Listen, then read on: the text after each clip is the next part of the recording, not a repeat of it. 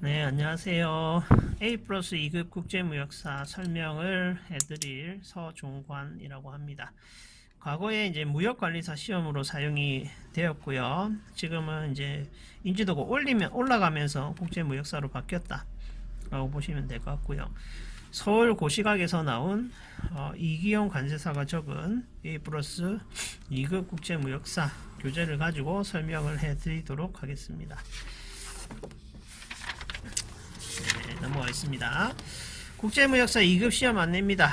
주관이 어디입니까? 한국무역협회죠. 한국무역협회는 4단법인이에요. 그래서 4단법인 자격증이고요. 국가공인 자격증이 아닙니다. 하지만 4단에서 가장 인지도가 높은 한국무역협회 자격증이기 때문에 괜찮다라고 보시면 될 것 같습니다. 응시 자격은 없고요. 제한 없습니다. 모두 다 칠 수 있어요. 시험 과목은 크게 2교시 4개 과목으로 이루어져 있습니다. 4개 과목 내에는 다음과 같이 이렇게 또 다시 2개씩 물려져 있는 것을 보실 수가 있고요. 과목별 평균은 60점, 과락은 40 미만입니다. 과락은 한 과목당 40 밑으로 그러면 평균이 60점이 넘더라도 이 시험은 당락이 낙으로 결론이 지어집니다.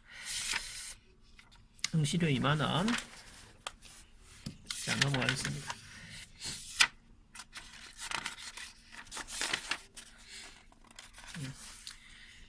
자, 무역 규범입니다. 무역 규범. 규범과 관련된 기본법과 그 다음에 FTA 협약 관련된 내용, 원산지 제도 이렇게 1장에서 배우도록 하겠습니다. 무역의 기본법 하기 전에 우리는 무역이 무엇인가 라고 다시 되물어 볼 필요가 있습니다. 무역이란 국가 간에 일어나는 것, 국경을 기준으로 국가 간에 일어나는 거래이다 라고 보실 수가 있고요. International Trade라고 표현을 합니다. 그리고 국경이 달리하는 서로 다른 국가를 다른 말로 격지자간이라는 표현을 사용합니다. 자, 격지자간에 일어나는 거래이다 라고도 표현을 할 수 있습니다. 목적은 뭐예요? 목적은 재화, 용역에 대한 교환이나 매매를 목적으로 하고 있죠. 그래서 무역이란 재화나 용역, 서비스, 전자적 형태의 무채물과 같은 것들을 교환, 매매를 목적으로 거래하는 행위, 그래서 어디간 국가 간에 일어나는 행위를 무역이다 라고 정의를 내릴 수 있고요. 이와 관련된 법안이 여러 가지가 있어요. 국내 법안으로는 50여 개가 있는데 이 중에서 가장 기본적으로 많이 사용이 되는 것이 기본법 해서 사용이 되는 것이 관세법, 대무역법, 외국환 거래법이 됩니다. 다음 중 무역의 3대 기본법이 아닌 것은 관세법, 대무역법, 외국환 거래법, 검역법 이렇게 나오면 검역법 체크하실 수 있어야 됩니다. 그죠? 대무역법과 관련된 내용이네요.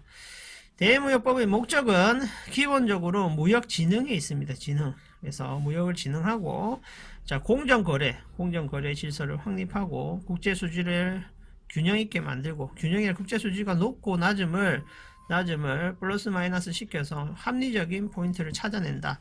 통상의 확대를 도모한다. 이걸 목적으로 하고 있고요. 궁극적인 목적은 뭐다? 국민 경제를 이바지함을 의미한다. 자, 수출입에 대한 3대 기본법 다시 나오고요. 대무역법, 외국환거래법, 관세법. 자, 적용 범위입니다. 적용 범위. 이게 시험에 잘 나옵니다. 대무역법의 적용 범위가 아닌 것은 무역에 관한 전반적인 관리를 하는 것은 대무역법. 외환과 관련된 지급 용수와 관련된 것은 외국환거래법. 수출입 적어두세요. 서류적 규제입니다. 그죠? 현물을 보고 서류적으로 규제하는 것. 그게 관세법입니다. 관세법의 목적은 세수를 확보하는 겁니다. 세수. 쉽게 이야기해서 세금을 걷는 것. 그죠? 세금을 걷는 것을 목적으로 합니다. 자, 외국환 관리법의 관리 대상이 나옵니다. 자, 보시면 될 것 같고요. 자, 그리고 대무역법의 특징, 다음 중 대무역법의 특징이 아닌 것은 시험 문제 출제 자주 되고요. 무역에 관한 기본법이다. 맞죠? 무역에 관한 일반적으로 가장 광의 의미의 무역을 의미하고 그리고 일반 기본법적인 성격을 가집니다. 무역에 관한 일반법이다. 일반법. 그죠? 여기서는 이제 무역에 관련 여러 가지 법안 중에 일반법적인 성격을 가진다는 것이지 민법, 국가보안법, 기타 등등과 일반적으로 사용되는 우리나라의 법안 중에서는 특별법적인 성격을 가집니다. 그래서 대무역법과 관세법이 상충을 하면 관세법이 먼저 적용되죠. 왜냐? 관세법이 특별법적 성격을 가지기 때문에. 근데 대무역법과 민법, 보안법이 상충을 하면 대무역법이 우선이 됩니다. 왜냐? 이 법안 두 개를 상충을 해서 특별법적 성격을 가지는 것이 대무역법이기 때문입니다. 무슨 말인지 아시겠죠? 자, 그리고 국제성, 대외성을 가지고 있습니다. 그죠? 말 그대로입니다. 자, 그리고 종합성을 가지고 있다. 종합성은 여러 가지 관계 부처의 내용들, 제안들을 하나로 모아놓은 형태인 수출입 공고 제도를 통해서 종합성을 가지게 됩니다. 자, 경제 통제성도 가지고요. 중앙집권적 관리 별표입니다. 별표. 시험에 자주 출제되죠. 자, 중앙집권적 관리는 관리기관이 필요하죠. 산자부입니다. 산자부 장관에 의해 가지고 최고 관리기관인 산자부 장관에 의해 가지고 대무역법은 관리가 됩니다. 하지만 산자부가 모두 다 관리할 수 없다. 그죠? 그렇기 때문에 위임위법적 성격을 가집니다. 무슨 말이냐? 관계 행정부처장에게 위임을 한다는 거예요. 위임을 해서 그 관련된 관리를 맡긴다. 그래서 맡긴다. 이렇게 보시면 될 것 같네요. 자, 그리고 포괄성을 가진다. 대무역법의 기본 원칙입니다. 기본 원칙은 자유롭고 공정한 무역의 원칙. 이건 기본적으로 알 수 있는 내용이에요. 무역 제한에 대한 최소화, 그죠? 통상진흥에 대한 진흥정책의 수립, 기타 위임위법적인 관리, 그다음에 품질, 품목별 수출입 관리, 거래 형태별 수출입 관리 등이 기본법적 성격을 가지는 것입니다. 자, 용어의 정의 나오고요. 용어의 정의 나오고 무역에 대해서 다시 언급합니다. 물어볼게요. 무역이 뭐라고 했습니까? 무역의 대상은 용역, 서비스도 포함하는 물품, 용역, 서비스, 전자적 형태의 무채물을 포함하는 요 대상물들을 국제 간에 있어서 거래하는 행위라고 말씀드렸죠. 그래서 물품 등이란 어떤 것을 의미하느냐? 물품, 용역, 지식재산권, 대통령령으로 정하는 전자적 형태의 무채물 이렇게 보실 수가 있어요. 여기서 이제 시험에 나오는 것들입니다. 대무역법에 관련된 물품 등에 해당되는 것이 아닌 것은 이렇게 시험이 되죠. 물품, 용역은 어떤 것이 있을까? 용역. 자, 서비스화되는 용역이 무엇이 있느냐? 상담하는 경영상담업, 그 다음에 법무 관련된 거, 회계 관련된 거, 세무 관련된 거, 디자인 관련된 거, 여러 등등이 있습니다. 용은 전부 다 뭐라고요? 용역에 해당이 된다. 이 용역은 수출입에 있어서 관세법상 관세를 매길 수 있다, 없다? 없죠? 보이지 않죠? 애매하죠? 그죠? 그렇기 때문에 관세법에 있어서는 물품만 대상으로 하고 있고, 대외무역법에서는 다음과 같은 서비스, 용역, 그 다음에 전자적 형태의 무채물 역시 대상으로 두고 있다. 즉, 그래서 광의의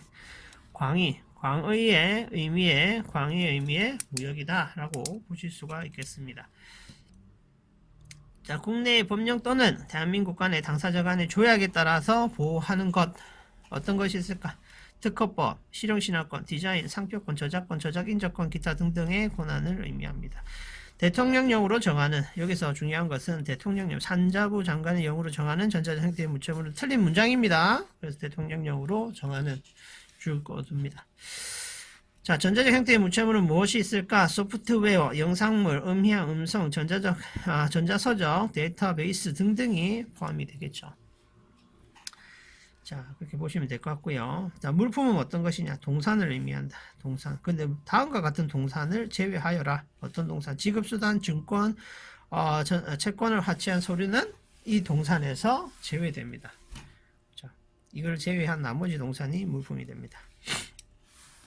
자, 무역거래자 나오고요. 무역거래자는 수입자, 수출자 크게 두 개 나눌 수 있겠다. 그죠? 근데 이와 관련된 행위를 해주는 대리인이 있으면 대리인도 포함이 되겠다. 그죠? 그죠? 그렇게 보시면 될 것 같습니다. 자, 대무역법상의 수출의 의미를 알아보겠습니다. 대무역법상의 수출이라는 것은 국내에서 외국으로 물품을 이동하는 행위 자체만 가지고는 설명하기가 애매합니다. 수출이라는 것은 매매, 교환, 임대차, 사용대차, 증여라는 단어를 엄청나게 많이 들으실 거예요. 이제부터. 자, 매매, 교환, 임대차, 사용대차, 증여를 원인으로 해서 국내에서 외국으로 물품을 이동하는 행위를 수출이라고 한다. 다시 거꾸로 이러한 원인을 가지고 외국에서 국내로 이동되는 것을 뭐라 한다? 수입이라 한다면 수입. 그럼 반대되는 개념이죠. 반대되는 개념. 자, 그리고 주관하는 것은 한화통상자원부 장관이라는 것을 알 수가 있고요. 외국에서 외국으로 인도가 되는 경우라도 수출로 보는 경우가 있더라. 그게 뭐냐? 이게 시험에 자주 나오죠. 외국에서 외국 인도가 되더라도 수출로 포함되는 것, 중개무역, 외국 인도 수출, 무한 수출입니다. 자, 외국환 거래법상에서 이제 수출에 대한 대상을 국민과 외국인으로 나뉘는 것이 아니라 거주자와 비거주자로 나뉘더라. 그래서 거주자, 비거주자의 개념이 필히 머리에 들어와 있어야 된다.